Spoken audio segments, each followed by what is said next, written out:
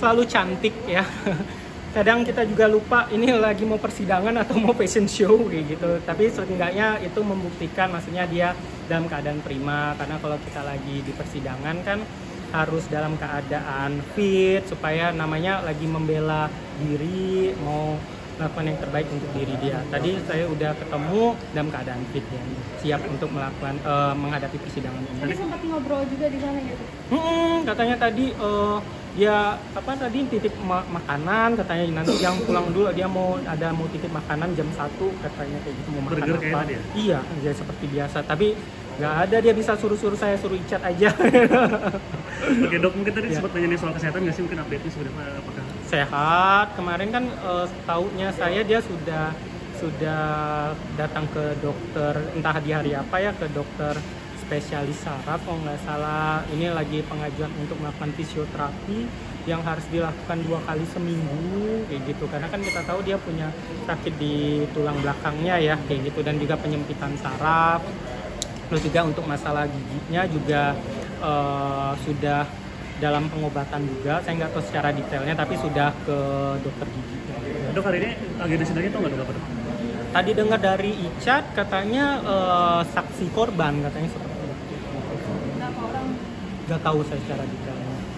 Dok, benar hari ini sekretaris dokter jadi saksi? Nggak tahu saya. Saksi korban dari skincare-nya ini mungkin dok? Apa?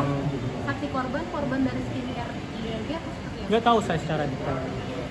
Dok, mungkin menanggapi NM yang mengajukan gugatan manifestasi kembali kepada RG, mungkin tanggapan dokter seperti apa? Saya nggak tahu secara detailnya karena kita juga nggak cerita tentang itu kayak gitu.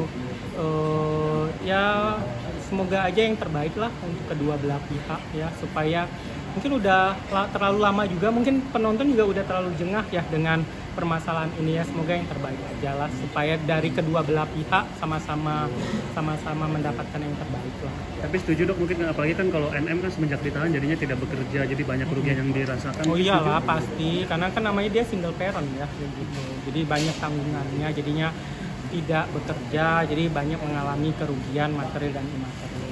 Menggugat 114 miliar dok, gimana tanggapannya dok? Ya itu kan namanya juga kerugian ya. Itu mau dia ngajuin 100 miliar, 200 miliar, 1 triliun, 10 triliun, itu terserah kita. Ya, balik lagi nanti keputusan hakim. Berarti nggak sempat cerita ke dokter yang ingin... Enggak, kalau soal ini enggak.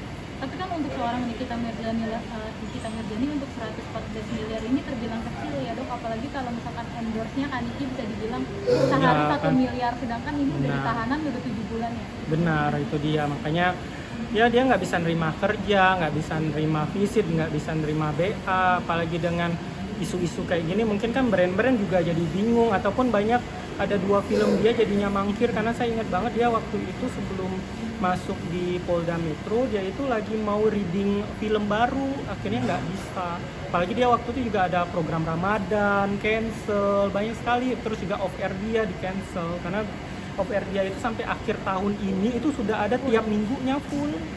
Pernah cerita nggak dok, kerugiannya mungkin lebih dari 114 miliar atau seperti apa? Nggak pernah cerita.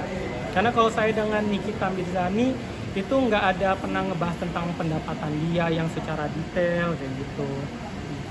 Oke, semua aman. Berarti kalau emang dilihat dari kita di sosmed, emang 114 miliar itu bukan juga cukup untuk ini ya dok, mengembalikan semuanya mungkin ya. Apalagi waktu bareng anak ya.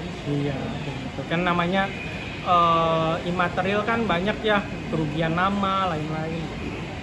Tapi maaf dok, mungkin untuk kebutuhan anak-anak sendiri ya, masih cukup atau gimana sih dari ini? Nggak tahu kan, kita juga punya usaha mie aminya ya, alhamdulillah itu laku keras banget. Bahkan saya pernah dapat cerita waktu itu dari abangnya udah mau buka cabang lagi, nggak franchise ya, memang dia usaha sendiri, nanti buka cabangnya dengan usaha dia sendiri. Lalu juga skincare dia ya laku juga gitu, banyak juga affiliate-nya juga seperti itu kan, kita bisa lihat laku atau enggak dari penjualannya. Berarti kalau untuk usaha Kaniki semua dipegang keluarga sekarang ya? Iya, dengan Bang Edwin. Dok, mungkin kondisi kesehatan Bang Fahmi apakah sudah tahu nggak dok?